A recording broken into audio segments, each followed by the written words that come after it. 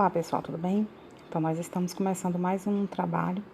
Hoje nós vamos analisar a nossa terceira atividade com relação ao processo que levou à independência política, no continente asiático e no território da América Latina.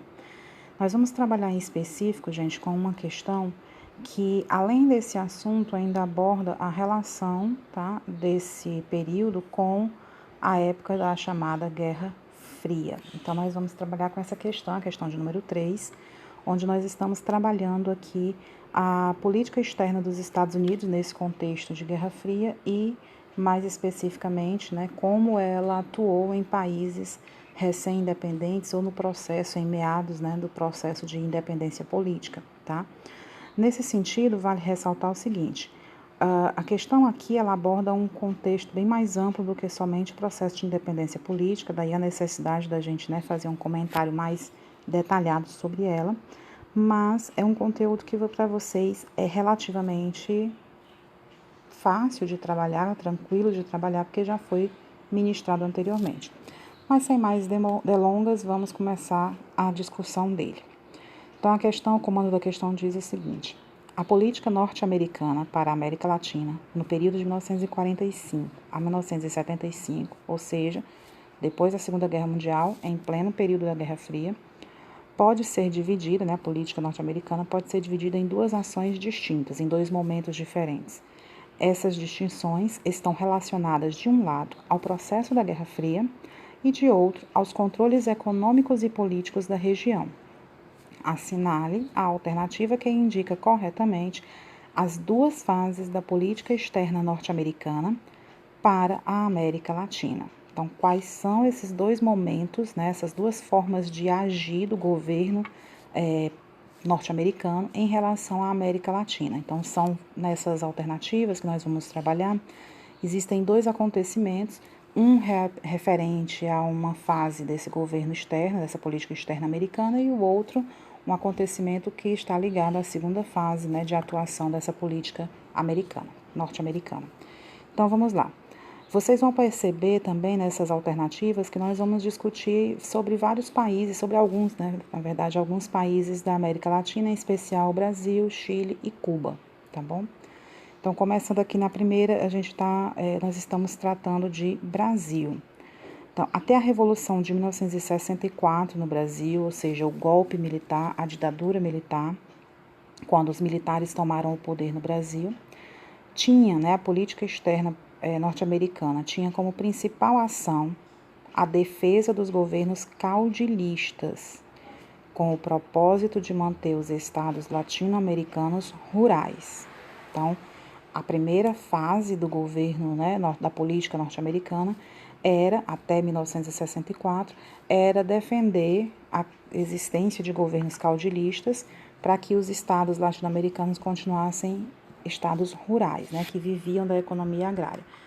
Mas aí o que é esse caudilismo, Para a gente é algo que não faz parte, normalmente da nossa história, mas que está ligado, de um modo geral, à história da América Latina, colonizada, especificamente a parte colonizada pela Espanha, já que caudilismo, é um termo que vem de origem espanhola, na verdade vem do castelhano, que significa basicamente pequenos conflitos, formados a partir de uma aliança entre poderes paramilitares com as forças oficiais do governo espanhol. Eu vou explicar isso melhor para vocês. O caudilismo, de modo geral, ele é uma forma de poder que se caracteriza pela centralização desse poder em comunidades, que se organizam sobre a figura de um líder carismático, de um caudilho. Esse caudilho poderia ser militar, poderia ser um grande fazendeiro, alguém na sociedade colonial que se destacava, que de alguma maneira tinha, dentro do seu carisma, uma agregação, uma força maior para unir as populações das colônias.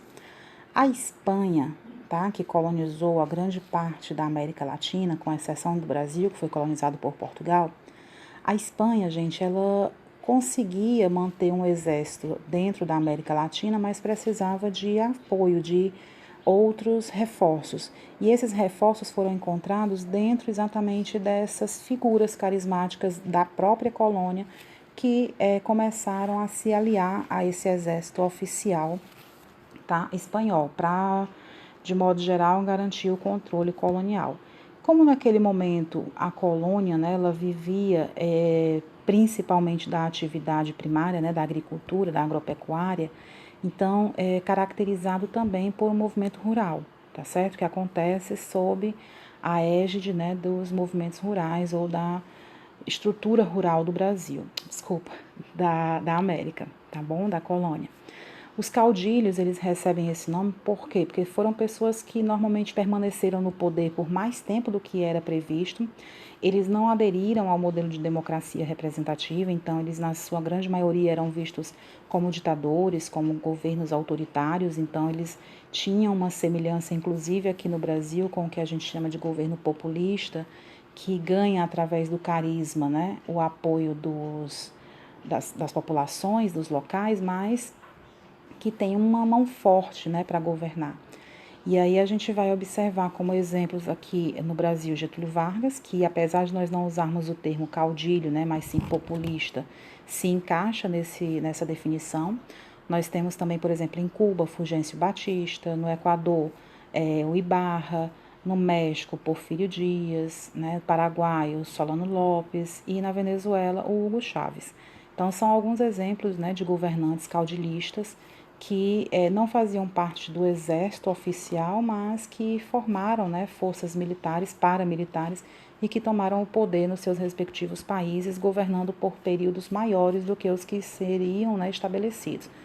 O que a questão está dizendo para a gente aqui, tá? E aí eu estou fazendo só a primeira análise, é que nesses países, aí no caso aqui especificamente no Brasil, os Estados Unidos tinham uma política externa de defender a existência desses governos caudilistas, ok? Então, até 1964, os Estados Unidos defendiam esse governo caudilista aqui, por exemplo, no Brasil, tá? Com a figura de Getúlio Vargas. Porém, a partir da Revolução Cubana, e aí a Revolução Cubana a gente vai ter que retomar a 1959, então já dá até uma dica sobre se a questão está certa ou não, né? Mas vamos lá. Porém, a partir de 1959, com a Revolução Cubana, o ponto forte da política norte-americana foi apoiar os movimentos de guerrilha contra os estados democráticos do continente. Então, a partir da Revolução Cubana, e o que foi a Revolução Cubana? Foi um movimento armado e guerrilheiro que vai levar ao poder, né, o líder guerrilheiro, um líder revolucionário guerrilheiro Fidel Castro, e que derrubou o governo de Fulgêncio Batista, tá, que era um caudilhista, que era um caudilho. Esse governo de Fidel Castro, ele vai ser um governo aliado às ideias socialistas, apesar de que a Revolução Cubana não foi, na sua base, né, uma revolução socialista, mas depois de feita a Revolução Cubana, Cuba acaba se identificando e recebendo apoio, né, do leste europeu, especificamente da União Soviética, e aí entra naquele conflito, né, entre socialismo e capitalismo que a gente já estudou, tá certo? Então, no segundo momento, a política dos Estados Unidos em relação à América Latina é interferir e tentar combater esses movimentos guerrilheiros, tá certo? Aliás, esses movimentos democráticos, perdão. Os movimentos democráticos instaurados, ou seja, tirar do poder aquelas pessoas que tinham sido eleitas democraticamente, mas que se aliaram contra os Estados Unidos, contra o capitalismo, e apoiar os movimentos guerrilheiros que iriam tentar derrubar esses governos, tá certo? Essas nações que se tornaram uma ameaça para o capitalismo dos Estados Unidos. Então, nesse sentido, tá bom? O que a gente está observando é que no Brasil, até 1964, os Estados Unidos tinham uma postura de apoio aos governos populistas, né? Então, apoiava Getúlio Vargas.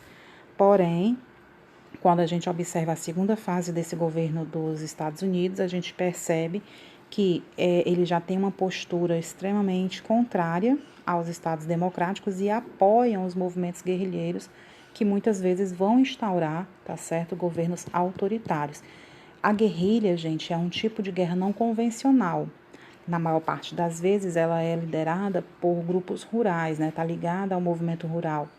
E a principal estratégia deles é se esconderem, é atuar com ocultação e serem extremamente móveis. Eles se movimentam muito rápido, sabem se esconder, porque a maioria era formada por população rural, então eles conhecem o campo.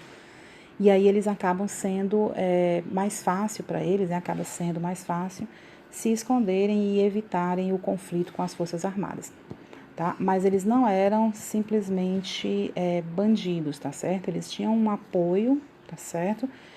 Apoio militar, eles muitas vezes até contavam com civis armados, mas de modo geral esse movimento guerrilheiro ele se envolve em todo esse contexto aí de derrubada de governos autocráticos, até mesmo governos democráticos, tá bom? Passando para a segunda frase. Até 1958, tinha como base a industrialização dos países subdesenvolvidos com o incremento, ou seja, com o aumento da produção de produtos terciários. Gente, o que ele está dizendo assim, né? Os Estados Unidos tinham até 1958 uma política com base na industrialização dos países subdesenvolvidos, ou seja, em ajudar esses países subdesenvolvidos a se industrializar. Após a política, né, de Allende, esse Allende aqui é o Salvador Allende, que foi o governante, né, do Chile. E aí, lembrando, Salvador Allende foi médico, foi um político, tá? Foi o primeiro, na verdade, acabou sendo o primeiro presidente eleito democraticamente, apesar de participar, de aderir ao movimento socialista, marxista, né? Mas ele defendia a ideia dessa via democrática dentro do contexto da democracia representativa e ele foi esse primeiro presidente dentro da América, tá certo? Dentro do continente americano a ser eleito. Lembrando, a América como um todo ela é caracterizada pelo capitalismo, tá certo? Liderado pelos Estados Unidos. E aí a gente tem essa imagem, essa figura aí do primeiro presidente socialista marxista eleito, no caso, o Salvador Allende, tá bom? Salvador Allende, vale lembrar que foi deposto, né, foi derrubado o poder dele quando o general dele, o Augusto Pinochet, dá um golpe de Estado, o general que era o chefe das Forças Armadas, dá um golpe de Estado e derruba o poder de Salvador Allende, tá bom? Salvador Allende governou de 1970 até 1973, tá bom, gente? Então, só para ficar mais claro esses detalhezinhos que aparecem aí, informações que aparecem dentro da questão. Então, por enquanto, a gente está só lendo, não estou fazendo a correção de qual é a verdadeira e qual é a falsa, tá? Vamos só analisar as questões. Então, só para recapitular, a primeira fase do governo da política externa dos Estados Unidos na América, né, no caso aqui até 1958, era incentivar a industrialização dos países subdesenvolvidos. Depois da vitória política de Salvador Allende, quando ele chega no poder, esta política agiu no sentido de apoiar os movimentos de esquerda. Por quê? Por que os Estados Unidos deixou de apoiar, por exemplo, o Chile, que era um país subdesenvolvido, deixou de apoiar a indústria no Chile, depois que Salvador Allende assumiu? Porque Salvador Allende foi um dos primeiros presidentes socialistas a ser eleito democraticamente no continente. Então, mais uma vez, a questão aí da influência da Guerra Fria na formação política do continente americano, tá bom? Então, antes ele apoiava investimentos na industrialização chilena, depois ele para de apoiar por conta da presença de um líder, de um governante socialista. Passando para a seguinte. Até a Revolução Cultural Chinesa, era de modernização, a política era de modernização dos estados da América do Sul, com apoios concretos aos setores médios urbanos. Após a Guerra da Coreia, esta política teve como base o favorecimento dos governos liberais. Primeira coisa que a gente vai levar em consideração aqui é que a Revolução Chinesa ela não interfere no processo de independência política da América Latina, tá bom? Então a gente já poderia descartar por aqui. Mas, de modo geral, a ação americana ela não intervém dentro da China, porque a China era um país que, digamos que foi o segundo maior país de orientação socialista que a gente tem conhecimento. Então, não há uma relação direta, tá bom? A próxima, até a Revolução Cubana, esta política externa norte-americana, promovia o desenvolvimento de regimes liberais. Após o fracasso da invasão da Baía dos Porcos, vale lembrar, tá bom? em Cuba, tá? Então foi a tentativa de invadir a costa do sudoeste de Cuba, feita em 17 de abril de 1961 por um grupo de militares, de paramilitares que estavam exilados, tá? E esses paramilitares, eles eram contra Fidel Castro, que tinha sido o grande líder revolucionário e que, portanto, né, esses exilados foram apoiados pelos Estados Unidos, foram treinados pela CIA, tá? E apoiados pelas Forças Armadas dos Estados Unidos para fazerem uma revolução e tentarem derrubar Fidel Castro do poder, tá certo? Esse grupo chamado de Brigada de Assalto 2506. Além de derrubar o governo socialista, eles queriam assassinar Fidel Castro, mas Fidel Castro, apesar de ser um país socialista dentro da América, ele contava com o apoio da União Soviética, né, do leste europeu, que eram tanto os países da Europa, a Europa Central como a Europa do Leste, o leste da Europa.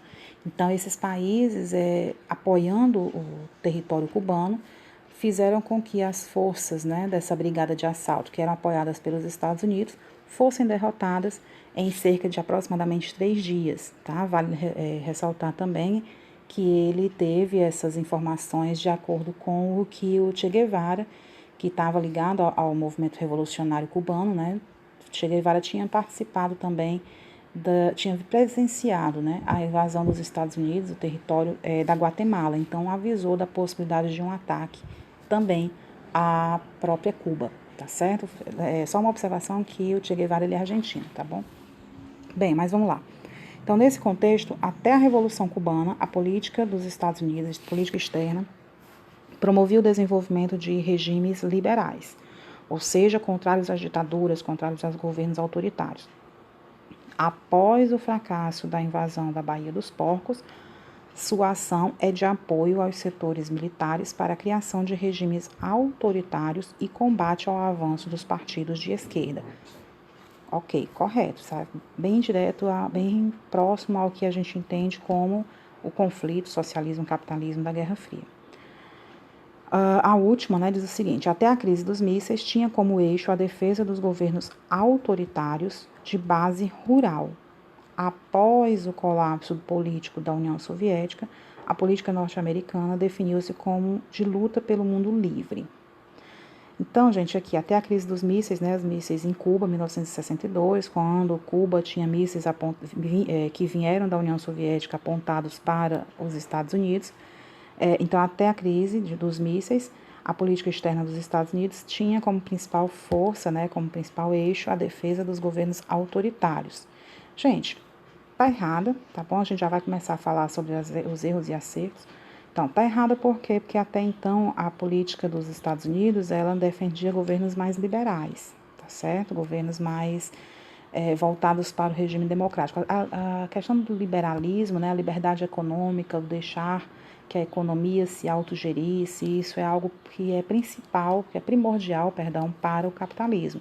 Então, isso faz parte, sim, do que a gente identifica como política dos Estados Unidos, até pelo menos a crise dos mísseis. Então, não era defesa de governos autoritários, mas sim liberais. Então, a gente pode sim desconsiderar a última alternativa. A alternativa correta é a penúltima, tá? Essa daqui, que vai falar sobre a Revolução Cubana, sobre a invasão da Baía dos Portos, tá certo? Essa é a nossa alternativa correta. As demais estão erradas, por quê? Primeiro, não é correto a gente falar de caudilismo quando se trata de Revolução de 1964 no Brasil, tá? O caudilismo, como eu falei, ele é mais característico dos países que foram colonizados pela Espanha, apesar de que o governo de Getúlio Vargas também foi um governo populista, e aí o caudilismo está relacionado com o populismo, mas essa questão está errada. Por isso, também a gente vai observar que ele não tinha o propósito de manter os estados latino-americanos rurais, tá bom? A Revolução Cubana, ela acontece antes da Revolução de 64, tá? A Revolução Cubana também é de 59, e outra forma da gente observar que essa questão estaria errada, porque cronologicamente também não batem as informações. A segunda alternativa também está errada, quando ele diz assim, até 1958 tinha como base a industrialização dos países subdesenvolvidos. Essa não era uma preocupação dos Estados Unidos, tá certo? Desenvolver a indústria nas nações subdesenvolvidas, mas, de fato, há uma mudança na postura de como os Estados Unidos interferem na política interna, né, do Chile. Então, nesse caso, e a última, né, a terceira eu já falei, que é a questão da Revolução Chinesa, que não está relacionada à independência política, né, da América Latina. Então, a alternativa correta vocês têm aí. A gente vai trabalhar no nosso próximo encontro um pouquinho sobre a independência política, né, especificamente do Brasil. A gente tem a nossa próxima aula marcada já, né?